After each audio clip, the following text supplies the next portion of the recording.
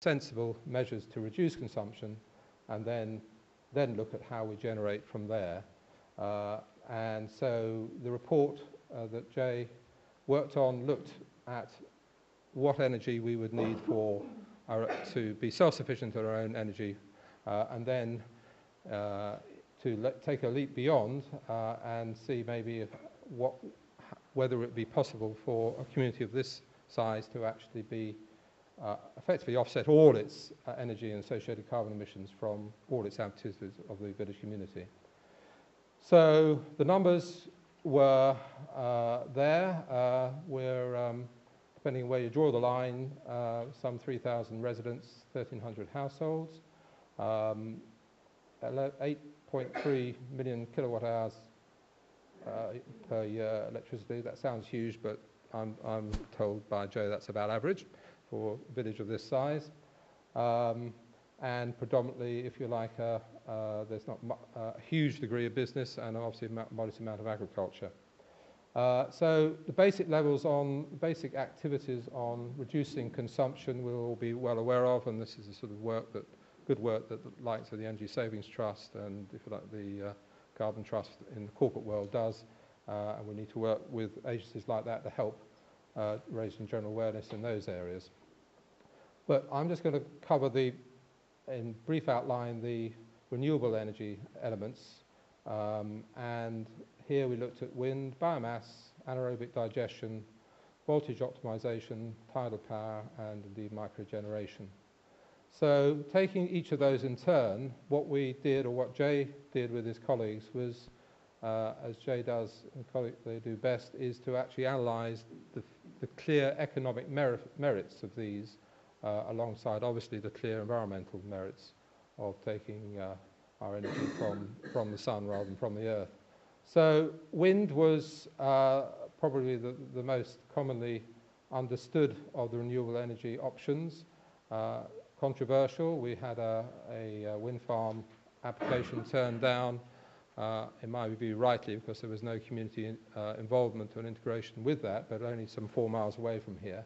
So it's safe to say this community was not thrilled by the prospects of wind, but rightly the options needed to be addressed and analysed.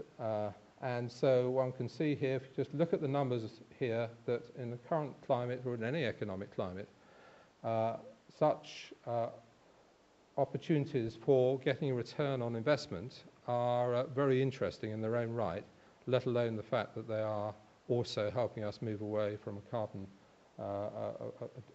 economy dependent on fossil fuels.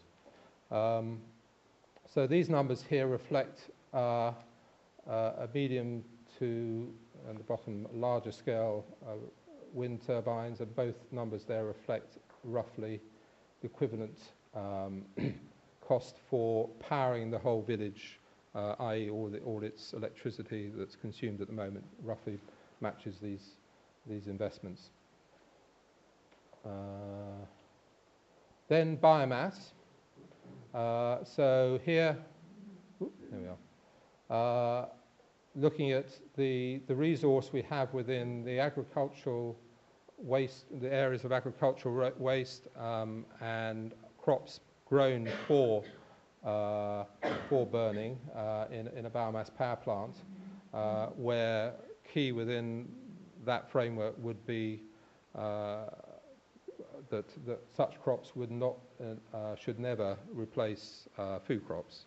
But there are many instances where there is opportunity to grow crops for this purpose, and indeed other waste. This is a biomass system which is WID compliant, which means it can take all the wood waste, biomass waste from the construction industry, i.e. diverting it from landfill.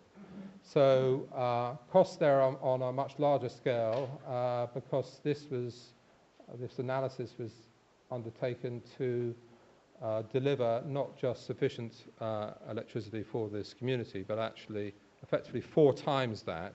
And so this biomass plant, if built, would actually render this village community a zero carbon community. And again, a very healthy investment, return on investment.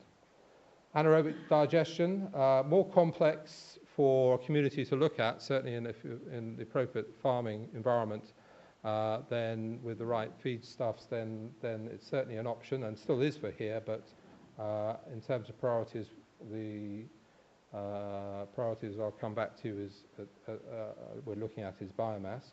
But again, a good return, and of course out of that there is the compost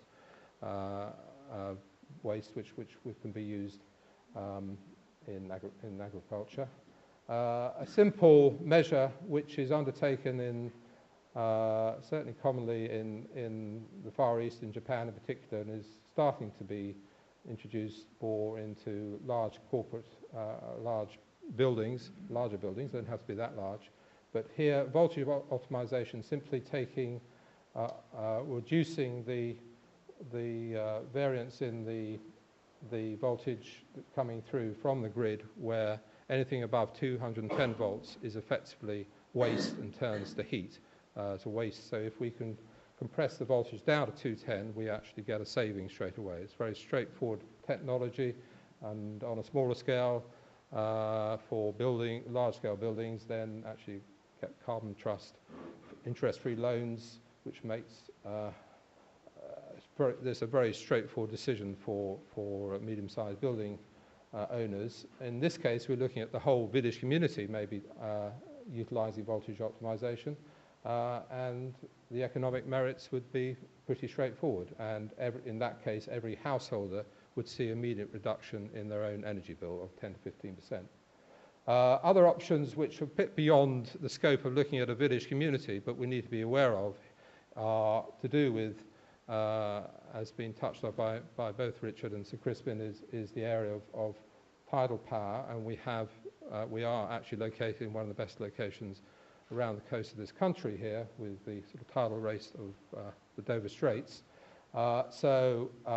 We did not go into the analysis of that, but I do think for the district as a whole here, there are clear opportunities for tidal lagoon and or other tidal turbines. And lastly, microgeneration. As part of the piece, there are a lot of new technologies coming in which make microgeneration for a household or for a small business economically very interesting. And so here, whereas 3.5, 4 years ago, we couldn't have considered the next step in an economic way on pure commercial return to deliver this site in zero carbon, if you like. Now, with technology, particularly that one on the left there, PVT, we can now afford to take our next step to deliver a completely zero carbon site here, because it makes economic sense, as well as that's also our role as environmental trust. So coming back to the biomass system, this is now being moved forward from a number of different quarters. First of all, to take the starting point, as I mentioned, through the low carbon village designation, the energy group. So this is about as grassroots as it gets. So there's a group of 5, 6 villages, and I'm one of those. It sits on the energy group. It's looking at how we can generate our own energy, and looking at this as a serious proposition that we look at a community energy centre, part of which is the biomass power plant that I mentioned. And we feel, and certainly I feel, that any such power plant, and it's the same in many Scandinavian countries and elsewhere, doesn't have to look like a horrible industrial shed. It can actually look architecturally nice. So with the help of our architect for this building, he drew us some sketches for that, for the building that we might have in our vicinity in the locality here. We're looking at a number of different localities at the moment. Not, I emphasize, right in the middle of this village. It clearly would not be appropriate, and it would have to be on a main road to take lorry traffic for the supply of the biomass. Not substantial, about 7 to 8 lorries a day, depending on the size of the lorry. And so the process is working with the village energy group, and then through work that Jay and colleagues are doing, a new energy company, Transition Power, has been established to help move this forward. And so the economic, the financial interest at the moment is being considered with private investment, and so there's